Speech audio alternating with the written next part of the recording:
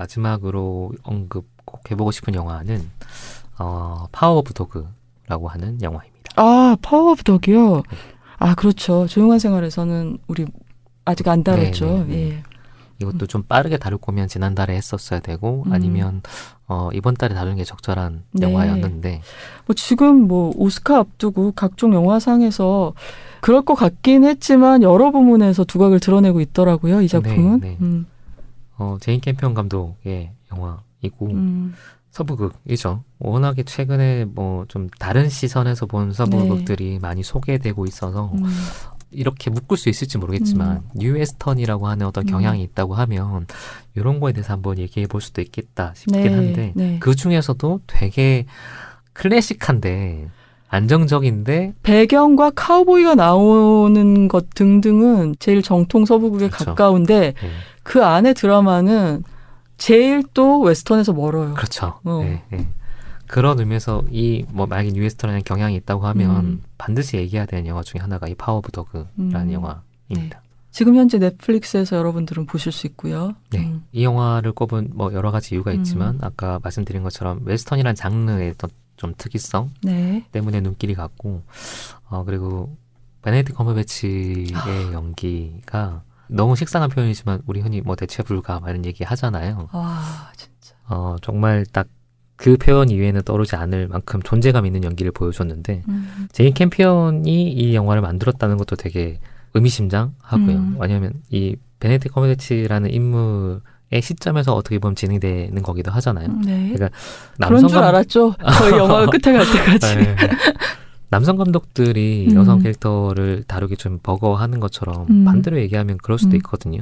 근데 이 제인 캠피언이라는 감독이 어떻게 보면 가장 마초적인 캐릭터의 거의 끝에 있는 사람을 다룰 때 이렇게 입체적으로 다룰 수 있구나. 혹은 뭐 이 영화 자체가 그냥 컴버배치라는 배우의 육신 위에 더 씌워진 얘기, 그러니까 얘기 자체가 그냥 약간 장식 같고 그 배우가 버티고 서 있는 걸로 거의 존재하는 것 같은 영화라서 어떻게 이렇게 접근했지 싶어서 좀 놀랐어요. 처음 볼 때는 제인 캠피언 영화라고 의식 별로 안 하고 봤거든요. 그냥 제인 캠피언 좋은 감독 정도만 생각하다가 이게 완전히 다른 도전일 수도 있었겠다라는 생각이 들어갔고 그래서 좀 찾아보니 실제로 이 원작의 영향을 좀 받고 이게 영화로 만들어야겠다고 생각한 이유 중에 가장 큰 게 이 당시에 나왔던 이제 미투 운동이나 이런 거로 인해서 남성 감독들이 반대로 여성의 현실 뭐 이런 걸 알고 싶어 하는 움직임 뭐 그런 것들을 자기가 접하고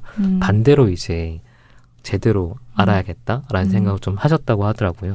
그리고 워낙 그 젠더 문제에 관해서 다뤄왔는데 뭔가 좀 뿌리 뽑힌 이질적인 환경에 심어진 여성들의 이야기를 또 문학 원작으로 많이 다루셨잖아요.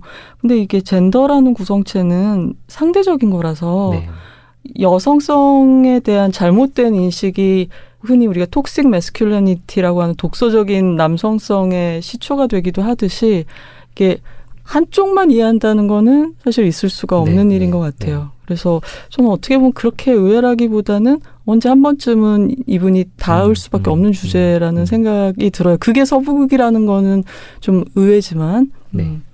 그래서 이 원작자 토마스 세비지 1967년의 소설이고 이 소설이 2001년에 이제 다시 나올 때 그 브록백 마운틴 썼던 소설가가 이 파워 오브 더그라는 소설에 대해서 여러 가지 좀 코멘트를 했는데 그 얘기하면서 했던 말 중에 남성성이 지배하는 세계인 목장에서 동성애 혐오라는 형태로 표출되는 억압된 동성애라는 게 이 영화의 주제인데 그거를 딱 한 줄로 요약하면 저는 이 영화 서사 전체인 것 같아요. 그 베네딕트 컴버배치가 맡은 필이라는 인물은 세상을 혐오했다. 세상이 먼저 그를 혐오했으므로 라고 돼 있거든요. 이게 영화 전체의 구성을 짜나가는 딱 한 줄이었던 것 같아요. 그래서 왜 이렇게 필이 폭력적이고 마초적이고 뭐 그런 형태로 뭔가 발산을 하냐라고 하면 사실상은 이 사람을 억압하는 시스템이라고도 할 수도 있고 외부의 인식이라고 할 수도 있고 동성애를 금지시키는 뭐 그런 것들이 이 인물을 이런 식으로 발산할 수밖에 없게끔 만든 거 아닌가? 그 감정성과 동력을 축으로 나머지 이제 정황들을 거꾸로 만들어 나간 얘기인 라고 저는 느껴졌거든요. 다 보고 나서. 저는 근데 이게 아무래도 이 애니프루 그 브록백 마운틴의 작가가 그 어떤 해설을 썼을 때는 당연히 이제 그 점을 강조했을 것 같아요. 저는 그 원작 소설을 안 읽어봤고 애니프루의 글도 안 읽어봐서 정확히는 모르겠지만 저는 딱 이게 사회가 인정하지 않았을 때 퀴어의 고통에 관한 드라마는 아닌 것 같거든요. 이 드라마는. 그래서 어떻게 보면 이 영화에서 이야기의 초점은 이제 뒤로 가면서 베네딕트 컴버배치의 캐릭터 필하고 가장 대조적으로 보이는 동생이 새로운 결혼으로 얻은 양아들. 겉으로 보기에 너무나 하늘하늘하고 페미닌하고 섬세하고 이런 특징을 가진 코디 스밋 맥피가 연기하는 소년. 이잖아요. 근데 이 소년과 필의 관계가 점점 더 이야기의 중심이 되는 거죠.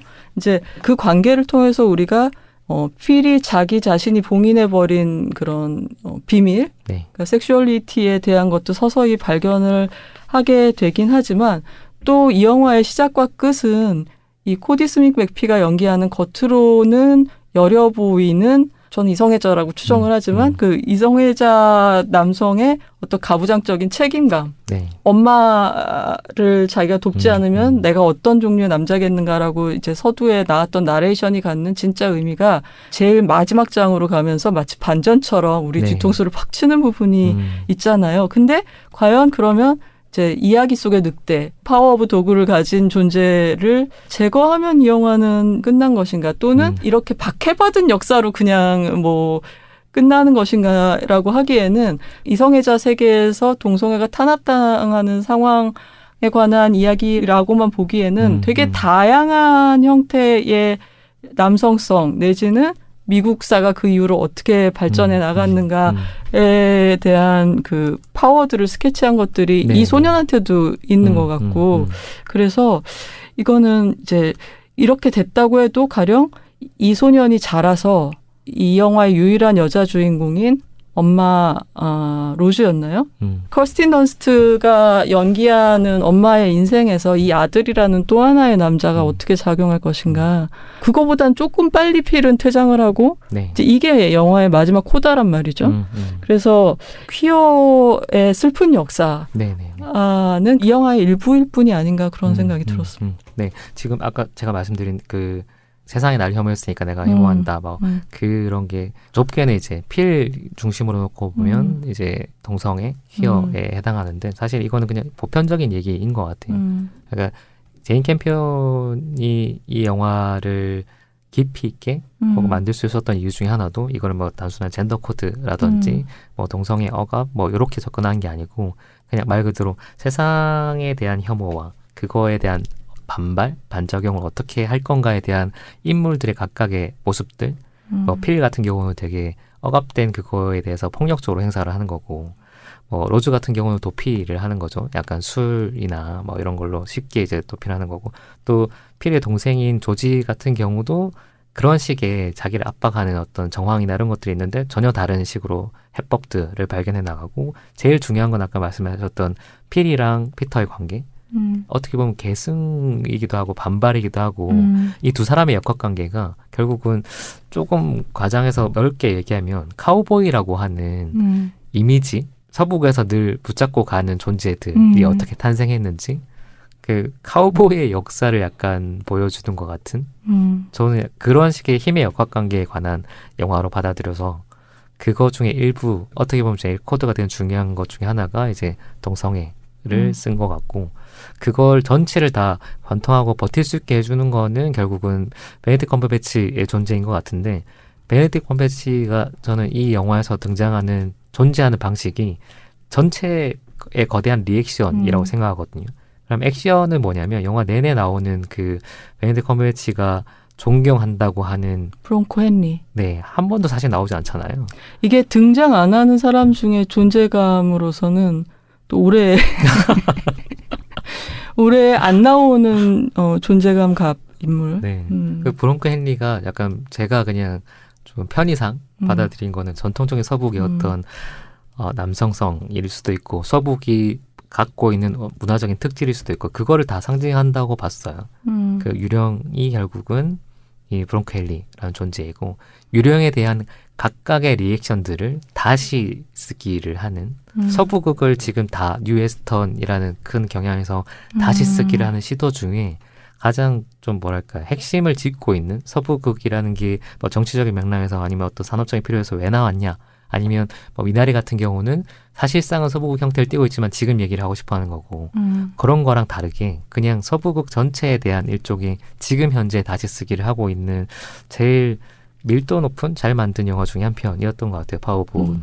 아까 이 영화는 제가 이제 뭔가 그 비스타스나 도상적인 면에서 전통적인 서부극 장르에 가까운데 거기서 일어나는 일은 다른 어떤 네오 웨스턴보다 웨스턴적이지가 않다라고 얘기한 건 이게 약간 좀 그 심리 드라마, 성격 비극에 가까운 실내에서 네. 일어나는 일인데 저는 재미있었던 게 제일 폭력적인 마초가 누구냐 그러면 당연히 필이잖아요. 네. 여기서 가장 여성적으로 보이는 남자애가 종이로 만든 꽃을 심지어 이 사람은 불을 붙여버리고 경멸하고 놀리잖아요. 근데 잘 생각해보면 이 영화에는 물리적인 폭력이 없어요. 말로는 거의 영혼을 막 짓밟아버리는 소리를 한단 말이죠. 근데 흔히 우리가 아메리칸 원주민과 카우보이 사이에 일어나는 내외의 물리적인 충돌이라던가 네. 이런 건 하나도 없어요. 그리고 말을 항상 필은 위협적으로 하는데 아무도 그 사람한테 맞거나 죽거나 하진 않아요. 가령 이 사람이 이 소가죽 같은 거를 누가 손을 대면 길길이 난리를 친다 그러잖아요. 그래서 이제 로즈하고 심리적으로 팽팽한 신경전을 하다가 자기 아들을 데리고 필이 황야로 나갔을 때 로즈가 일부러 찾아온 그 인디언에게 그 가죽을 그냥 줘버리는 그런 에피소드가 있죠. 근데 생각해보면 그 다음에 무슨 일이 났었죠? 넘어가요, 그냥. 저는 그래서 막 난리가 나고 막 총을 쏘고 막 이럴 줄 알았는데 그래서 저 영화를 한 2번, 3번 보면서 느낀 거는 이 사람의 폭력이라는 게 이 굉장히 복잡한 캐릭터잖아요. 이 필이라는 캐릭터가 이제 상당히 자기의 마초성, 폭력성 이런 거를 좀 디스플레이를 하고 이렇게 연기를 하고 있는 거지 손에 피를 묻히거나 그러진 않는구나. 어떤 포즈로서의 마초성 같은 거를 연기하고 있는구나였고 그러므로 해서 이 영화는 스릴러는 스릴러인데 그 우리가 흔히 생각하는 서부의 스릴하고는 아주 다르죠. 그래서 제일 스릴이 넘치고 숨이 막히는 장면이 모든 게 다 정서적 폭력이고 그 피아노와 벤조가 사람과 사람은 말을 하지 않으면서 서로를 모욕하고 주눅들고 이러는 장면이 있죠. 그 씬이 좀 명장면은 명장면인가 봐요. 제가 숨이 막혔던 걸 보면. 그 음악 장면이 저는 그렇게 붙이는 게 되게 재밌었던 것 같아요. 그러니까 연기하는 그 연주인데 이 영화 전체의 연주는 기본적으로 불협화음이잖아요. 네. 되게 불편한 음악들을 계속 주는 거고. 와, 음악 진짜 조니 그린우드가 또 해냈습니다, 여러분. 영화 음악 좋아하시는 분은 꼭 보셔야 돼요. 불협화음, 파열음을 통해서 보여주고 그러다 보니 말씀하신 것처럼 직접적인 폭력이 등장하지 않음에도 불구하고 계속 내내 위협을 불편함, 위협을 진짜 느끼는 것처럼 계속 전체적인 시퀀스가 긴장감으로 채워져 있는. 중간중간에 저는 뭐가 되게 좋았냐면 필이라는 인물이 자기를 보여주는 순간들이 있잖아요. 벌거벗은 거라든지 아니면 자연 속에 혼자 있을 때. 그러니까 그때만 보여주잖아요. 다른 카우보이들은 무람 없이 서로 벗고 강에서 서로 같이 목욕을 하는데 혼자만의 독탕에서만 옷을 벗죠. 그런 장면들이 어쩌면 이 사람이 가지고 있는 모든 세계가 나를 공격하고 있고 그렇기 때문에 내가 나를 보호하기 위해서 가짜 위협? 목소리 큰 개가 사실 그 별거 없다고 자기가 겁을 먹고 있는 거잖아요. 그 겁을 근데 먹고 저는 자기도 잘 몰랐을 것 같아요. 그러니까 그게 핵심인 것 같아요. 본인이 그런 상태라는 걸 잘 모르는 거. 근데 자기도 잘 모르는 그런 면을 피터는 발견을 하잖아요. 그런 관계, 되게 내밀한 관계에 대해서 촘촘하게 따라가는 영화인 것 같고 그런 의미에서는 아까 말씀 주신 것처럼 매우 클래식한 형식들을 다 차용하고 있는데 사실 진행되고 있는 영화는 제인 캠피언의 영화인 거고 서부극의 속살을 이렇게 보여주는 영화라고 해야 될까요?